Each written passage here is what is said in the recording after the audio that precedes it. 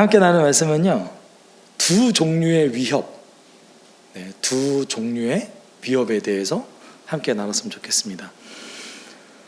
오늘 중심 주제는 위협 가운데서도 하나님을 신뢰하는 것이에요, 사실은. 그런데 조금 오늘 본문 속에서 이야기하는, 그리고 그 시편 기자가 얘기하는 탄원들 또는 시편 기자가 호소하는 것들이 평소와는 조금 다릅니다. 그 부분을 주의하면서 함께 나눴으면 좋겠어요. 그래서 오늘은 악인의 위협과 조언자의 위협, 두 가지 종류의 위협이 등장합니다. 1절 상반부에 이렇게 얘기하고 있죠. 내가 주님께 피하였거늘 어찌하여 너희는 나에게 이렇게 말하느냐. 여기서 내가 주님께 피하였다라는 것은 이제 그 동사를 현재 완료로 썼어요. 제가 언제나 이제 그 현재 완료를 얘기하는 부분은 이미 내가 피했고 지금도 내가 피해 있다라는 것을 얘기하고 있는 거예요. 내가 피할 거다도 아니고 앞으로 뭐 옛날에 피했었다도 아니에요. 내가 이미 피했지만 지금도 피해 있다는 얘기인 거죠. 내가 하나님께 이미 피하였는데 너희는 왜 나에게 이렇게 얘기하냐라고 이제 얘기하고 있습니다. 그렇지만 여기서 누가 얘기하는지 아무도 몰라요. 그렇죠? 악인이 얘기하는지 또는 내 주변 사람인지 아무도 알 수 없습니다. 그래서 그걸 알려면 이제 다음 1절 하반절부터 3절까지인데, 원래는 여기서 인용문이죠. 그래서 앞에 그 따옴표부터 시작해서 뒤에 따옴표가 연결되어서 이제 시편 기자가 하는 말이잖아요. 근데 사실 히브리어 원문에서는 앞에 따옴표는 아직 살아있는데 뒤에 따옴표가 어디 있는지 몰라요. 이게 유실됐어요. 유실됐는데 그래서 학자들이 막 얘기를 했을 거 아니에요. 문법적으로 어떻게 찾아봐서 어디까지가 인용문인가.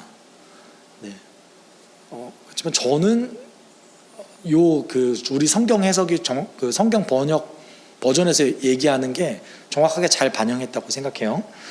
그래서 1절 하반부에서 3절까지 이제 이렇게 얘기하고 있죠. 이제 시편 기자한테 하는 얘기예요.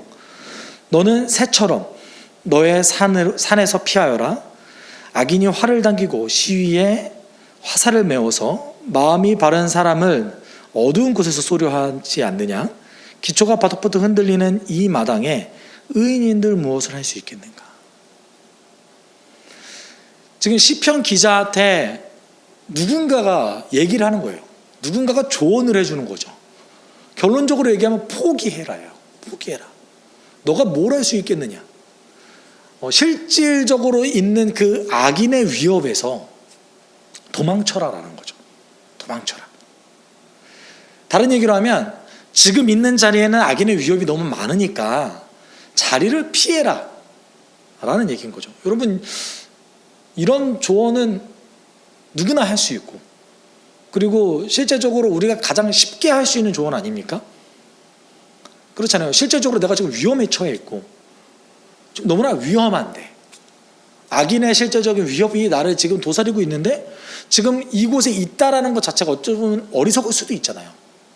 근데 오늘 시편 기자, 특별히 오늘 다윗이죠. 다윗이 했던 얘기는 뭐예요? 나는 이미 하나님께 피했다. 나는 이미 하나님께 의지하고 있는데 너는 도대체 왜 나에게 이런 조언을 하느냐? 라는 거예요. 오늘 본문 속에서 다윗이 얘기하고 있는 그 위협, 아주 실제적인 위협은 두 가지가 등장하는 거죠. 첫 번째는 악인이 실제 나를 어떻게 하려고 한다라는 것을 조언자의 말을 통해서 우리는 알 수 있습니다. 그리고 두 번째는 정말 호소하는, 시편 기자가 호소하는 위협은 뭐였어요? 조언자가 하는 말이 나에게 위협이 된다는 거예요. 악인이 나에게 하는 행동은 어쩌면 그 실질적이고 그 신체적인 위협이라고 한다면, 이 조언자가 나에게 하는 위협은 뭡니까? 내가 하나님께 피하는 것을 못하게 하는 거죠. 내가 하나님을 의존하게 하는 행위를 못하게 하는 거예요. 영적인 위협인 거죠. 근데 이런 뉘앙스가 사실은 시편에 많지는 않아요. 그렇죠? 누군가의 조언을 탄원하면서, 누군가의 조언을 호소하면서 당신 지금 나를 영적으로 위협하고 있다. 라고 얘기하고 있는 그 시편을 우리가 쉽게 찾아볼 수는 없어요. 그러면은 여기서 얘기하는 그 조언자의 조언이 과연 정말 다 틀린 얘기냐? 여러분, 우리 그 기초가 무너지고 악인이 실제적으로 나를 어떻게든 위협하려는 게 눈으로 바로 보이는 이 상황에서 그 자리에 그대로 있는 게 어떻게 보면 우리의 생각했을 때 어리석은 거 아닙니까? 그렇잖아요. 근데 다윗의 생각은 달랐던 거예요. 왜냐하면 다윗은 지금 가장 안전한 곳에 피했다고 여긴 거예요. 이 말은 다르게 얘기하면 지금 내가 이 악인의 위협 속에서도 현재 피하지 않는 것이 하나님의 뜻이라는 것을 확신했던 거죠. 이것은 어떻게 보면 매우 일반적이진 않습니다. 왜냐하면 다윗은 왕이었다라는 것을 우리 좀 기억해야 돼요. 왕은 그때그때 담대하게 피하지 않아야 될 때가 있는 거고 맞서 싸워야 될 때가 있는 겁니다. 다윗의 입장에서 봤을 때는 피하면 안 되는 거였던 거죠. 그리고 그것이 하나님의 뜻이었던 겁니다. 근데 어떤 해석자는 여기에 이제 너는 새처럼 너의 산으로 피하여라 라는 말을 성전으로 해석하는 사람들이 좀 있어요. 그러니까 다윗 시대에는 성전이 없었죠. 장막이죠, 장막. 너는 지금 시온산에 있는 장막으로 피해서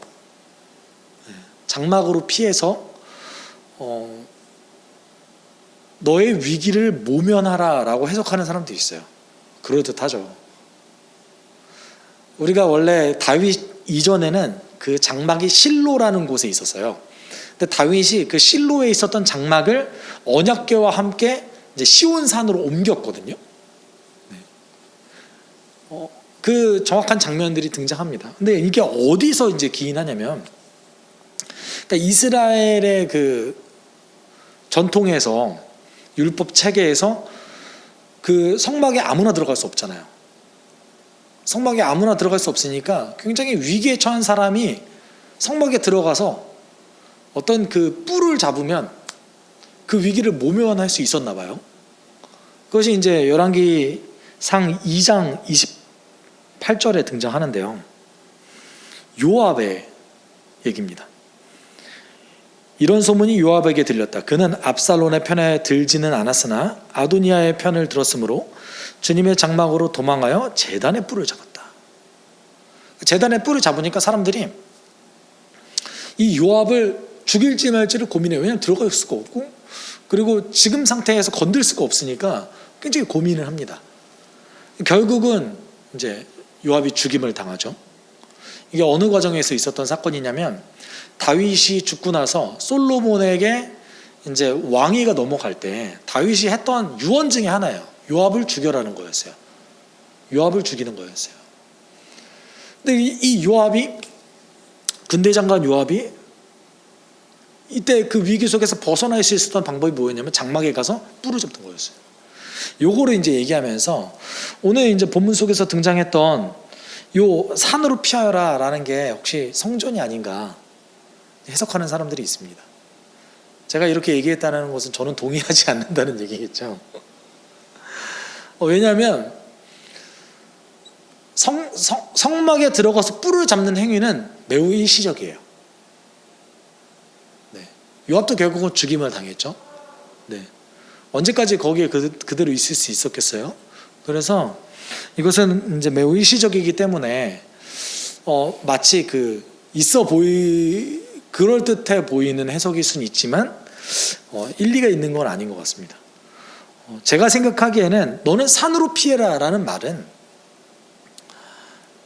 완전히 벗어나라 라는 거죠. 산에서 사람이 살지 않듯이 이 얘기 하잖아요. 너는 새처럼 벗어나라. 인간의 위협에서 벗어나는 그 새와 같이 이 위기를 완전히 벗어나서 너가 조금은 지금 이 순간만큼은 고립될 필요가 있다 라고 이제 조언자가 얘기하는 거죠. 다윗은 당연히 이 말을 위협으로 받아들입니다. 그럼 우리가 한번 고민해 볼 필요성이 있습니다. 우리가 하는 그 많은 신앙의 조언들이 있잖아요. 근데 여러분, 우리가 하는 그 신앙의 말들 또는 일상 속에서 신앙인들이 하는 대화 속에서 우리가 하는 조언들이 하나님의 뜻과 다를 때가 매우 많이 있을 수 있습니다. 그리고 우리가 하는 말이 하나님이 뜻하지는 않지만 합리적이라고 느껴질 때도 있어요. 그런 경우 얼마나 많이 있습니까? 예를 들어서 가정에 문제가 있는 여인과 대화를 나눈다든지, 또는 어떤 직장에서 직장 상사와 간의 갈등이 있었을 때에 그리스도인으로서 어떻게 해야 되는가를 생각하기 전에 일단 너무 억울하고 힘드니까 우리는 그 즉시에 반응하도록 대부분 조언을 합니다. 네. 특별히 이제 운전할 때도 그러죠. 야, 너 왜 클락션 안 눌러? 오히려 이제 옆에 조수석에 탄 그 분이 더 흥분할 때도 있죠. 그런 상황에서 우리는 어떻게 적절하게 조언할 수 있는가? 하나님의 뜻은 반드시 우리가 합리적이라고 생각하는 것이 정답이 아닐 수도 있다는 거예요. 예를 들어서 매우 조심스럽지만 바울이 이제 가정에 대해서 얘기할 때 여인들에게 어떻게 권면했습니까?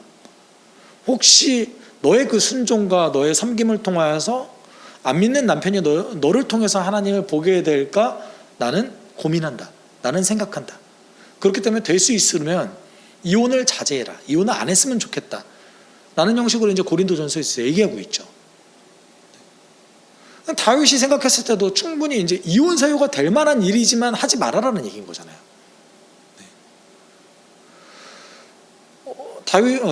바울이 생각했던 그 마음이 무엇이었겠어요? 하나님이 그 가정에서 일하도록 그가 조언하길 원했던 것이죠. 물론 이제 항상 그것이 정답이 아닐 수도 있습니다. 다만 우리가 여기서 배워야 될 것은 무엇입니까? 우리가 합리적이라고 생각한 것을 조금만 더 내려놓고 하나님의 뜻이 무엇인지를 한 번 정도는 고민해보는 습관이 우리에게 필요하다는 것이죠. 적어도 신앙인의 대화 속에서는 그것이 필요하다는 겁니다. 정말 제가 이 설교를 준비하면서 너무나 많은 저의 부적절한 조언들이 생각나서 네, 고민을 했던 시간들이었어요. 그랬을 때 우리는 어떻게 행동해야 되는가? 이 다윗의 태도를 배울 필요성이 있다는 것이죠. 그리고 다윗은 이제 이렇게 얘기합니다. 조목조목 반박을 하죠. 4절과 5절에서 주님께서 그의 성전에 계신다. 주님은 그의 하늘 보좌에 앉아 계신다. 주님은 그의 눈으로 사람을 살피시고 눈동자로 꿰뚫어 보신다. 주님은 의인을 가려내시고 악인과 폭력배를 진심으로 미워하신다 라고 얘기하고 있습니다. 앞에 얘기했던 그 조언자들의 말에 반박하는 내용인 거예요. 사실은 그 조언자가 뭐라고 얘기했습니까? 악인이 너를 지금 실제적으로 위협하고 있고 너의 기초는 무너졌다라고 얘기하고 있습니다. 이럴 때에 다윗이 한 고백은 무엇입니까? 주님은 성전에 계시고 보좌에 계신다. 이 말은 하나님이 계셔야 될 그 위치에 지금 위치하고 계신다. 또는 내가 지금 이 순간에 악인을 피하지 않을 근거를 제공하고 계신다 라고 얘기하는 거죠. 그러면서 뭐라고 얘기합니까? 사실 그 성전에 계신다와 그의 보좌에 앉아 계신다라는 말은 동일한 말이에요. 그러면서 그의 눈으로 사람을 살피시고 눈동자로 꿰뚫어 보신다. 이 말은 간섭하지 않는다는 얘기가 아니라 지금 이 순간에도 하나님께서는 실제적으로 간섭하고 계시고 어떤 영향력을 미치고 계신다는 것을 보여주고 있는 것이죠. 네. 기독교에서 얘기하는 그 하나님에 대한 인식과 일반적으로 얘기하는 대부분의 그 신들에 대한 인식이 좀 다른 측면이 있는데, 어떤 측면이 있냐면 기독교에서 기독교에서 이야기하는 하나님은 적극적으로 개입하세요. 하나님은 초월에 계시기도 하지만 우리에게 적극적으로 개입하시는 하나님이시기도 합니다. 그래서 역사를 실질적으로 주관하시죠. 그리고 역사를 시작하시기도 하셨고 이제 끝맺음도 하나님이 결정하시잖아요. 이것은 역사의 모든 것들이 하나님의 주관 아래에 있다라는 것을 이제 이야기하고 있는데, 대부분의 시는 그렇지 않아요. 대부분의 시는 인간 사회에 항상 개입하는 것이 아니라 어쩌다가 한 번씩 개입하는 거죠. 초월해 있고. 지금 눈동자로 계속 꿰뚫어 보신다라는 말은 개입하신다는 거예요. 그러면서 이제 뭐라고 얘기합니까? 주님은 의인을 가려내고 악인과 폭력배를 진심으로 미워하신다. 사실 저는 번역이 살짝 아쉬운데 5절 상반절이 제가 생각했을 때 이 번역이 더 맞는 것 같아요. 하나님은 의인과 악인을 시험하신다 라는 거예요. 그러니까 의인도 시험하시고 악인도 시험하신다는 거예요. 그리고 뒤에 나오는 이제 그 폭력배라고 얘기하죠. 그의 영혼은, 하나님의 영혼은 폭력을 사랑하는 악인을 미워하신다. 네. 근데 앞서 얘기했던 그 악인의 실제적인 위협은 무엇이었죠? 어둠 속에서 활을 매겨서 의인을 쏘려고 하는 그 장면이었어요. 여기서 얘기하는 그 5절 하반절에 이게 이제 도치된 문장이거든요. 그래서 맨 처음에 등장하는 그 주어와 목적어가 바뀌었어요.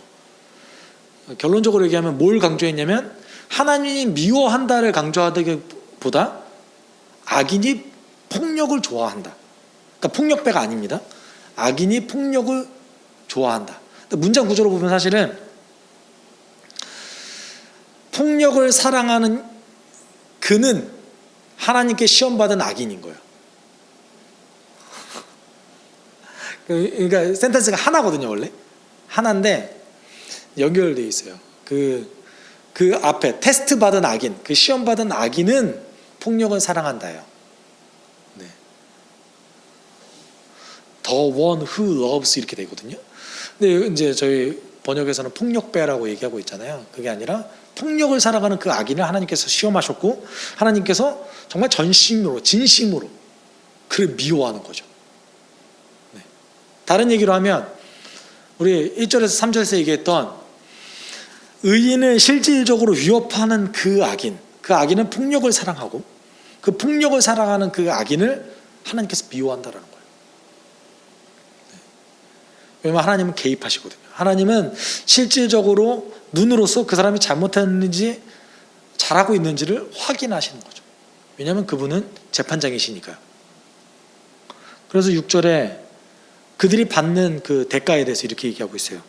불과 유황을 악인들 위에 비오듯이 쏟으시며 태우는 바람을 그들 잔의 몫으로 안겨주신다 라고 얘기하면서 7절에 이렇게 얘기하죠. 주님은 의로우셔서 정의로운 일을 사랑하는 분이시니 정직한 사람은 그의 얼굴을 뵙게 될 것이다 라면서 마무리하고 있습니다. 7절에서 그 이미지가 강한 거죠. 주님은 의로우시다. 하나님의 성품을 얘기하죠. 그리고 재판장이신 하나님께서 절대 가만 내두지 않으실 것이다. 적어도 저렇게 의인을 해치려고 하는 폭력적인 저들에게서 나를 피해를 입게 내버려 두시지 않으실 것이고 저 악인도 가만히 내버려 두시지 않으실 것이다. 이렇게 얘기하고 있는 거죠. 우리가 오늘 주목해 봐야 될 것이 무엇입니까? 다윗이 생각하는 실제적인 위협 안에 하나님의 뜻과 반대되는 조언하는 사람들의 조언들이 포함되어 있다는 거예요. 네. 우리가 그동안에 봐왔던 그 악인들의 실제적인 위협은 너무나 많이 등장하죠. 그리고 눈에 보입니다. 하나님의 뜻과 반대돼서 실제적으로 나에게 영향력을 미치려고 하는 그 많은 그 세력들과 그리고 그 많은 사람들의 행위들은 우리 눈에 보이죠. 당연히 보입니다. 그리고 그것이 어떤 결과를 도출해냅니다. 예를 들어서 우리로 따지면 신체에 어떤 위협이 가해된다든지 또는 신앙생활을 온전히 못하게 한다든지 가정에 우리의 기능을 못하게 한다든지 그 결과가 도출되어지는 거예요. 근데 문제는 무엇이냐면 조언자의 조언은 결과가 도출되지도 않아요. 그리고 잘 보이지도 않고 우리가 그것이 위협인지 아닌지를 판단하기도 쉽지 않습니다. 왜냐하면 대부분의 조언들은 가까운 사람들에게서 오게 되거든요. 그랬을 때 우리가 해야 될 어떤 그 행동과 원칙은 무엇일까요? 저는 이렇게 필요한 것이 분별력이라고 생각합니다. 하나님 뜻이 무엇인지를 이 시대 속에서 분별해내는 지혜. 그것이 없이는 우리가 영적인 위협이 무엇인지 온전히 알아낼 수 없는 것이죠.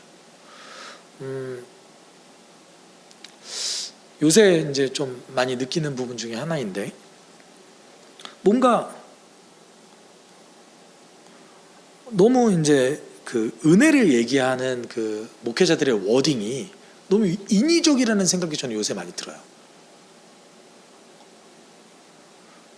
장황하고 인위적이고 뭔가 억지로 짜낸 듯한 그런, 제가 너무 몸이 건조하고 그럴 수도 있어요. 그런데 왜 이렇게 느껴질까? 과거에도 내가 그렇게 느꼈을까라고 생각했을 때 저는 과거에는 그렇게 느끼진 않았던 것 같거든요. 근데 어느 순간부터 특별히 이제 인터넷이 더 발전하고 SNS, 뭐 페이스북 이런 것들이 발전하는 그 시대 속에서 점점 더 그 목회자와 신앙인들의 말이 솔직함보다는 꾸며낸 듯한 느낌이 들 때가 많이 있다라는 거예요. 근데 제가 그거를 보면서 어떤 느낌이 드냐면, 은혜도 분별력이 없는 시대가 되었다라는 느낌이 듭니다. 네. 이것이 하나님의 은혜인지, 이것이 영적인 위협인지, 이것이 사단이 나를 시험하는 것인지, 또는 또는 하나님의 은혜를 가정한 사단의 시험인지, 이런 것에 대한 분별력이 우리 가운데 이제 점점 더 희미해져 가고, 말씀을 좀 더 진지하게 읽어 나가는 것들에 대해서 멀리하게 되어지고, 어떻게 하면 내가 하나님 앞에서 진지하게 오늘 하루를 살아갈 것에 대한 그 진지함이 조금 시간이 지날수록 사라져가는 시대를 우리가 살아가지 않나를 고민해 봅니다. 그럴 때 우리에게 정말 필요한 게 무엇이겠습니까? 기본인 거죠. 그 은혜에 대한 간절한 소망, 그 은혜에 대한 사모함. 예전엔 그랬던 것 같아요. 수련회를 기대하면서 하나님 나에게 오늘 무엇을 주실까 고민했던, 기대했던 그 순간들, 어떻게 하면 이 공동체 안에 아직 예수 그리스도를 믿지 않는 자들이 믿게 될까를 기대하면서 집회를 준비했던 그 순간들이, 그런 간증들이 잘 들려지지 않는 시대가 되었습니다. 여러분, 이럴 때 우리에게 정말 필요한 것이 무엇이죠? 오늘 하루 주의 말씀 붙잡고 살고 기도하는 거죠. 그거 외에 무엇이 답이 있겠습니까? 우리가 두 가지 종류의 그 실제적인 위협, 영적인 위협과 그리고 악인의 또는 사단의 실제적으로 우리를 무너뜨리려고 하는 그 위협 속에서 우리가 의로우신 하나님을 정말 의지할 수 있는 그 방법은 단 하나밖에 없어요.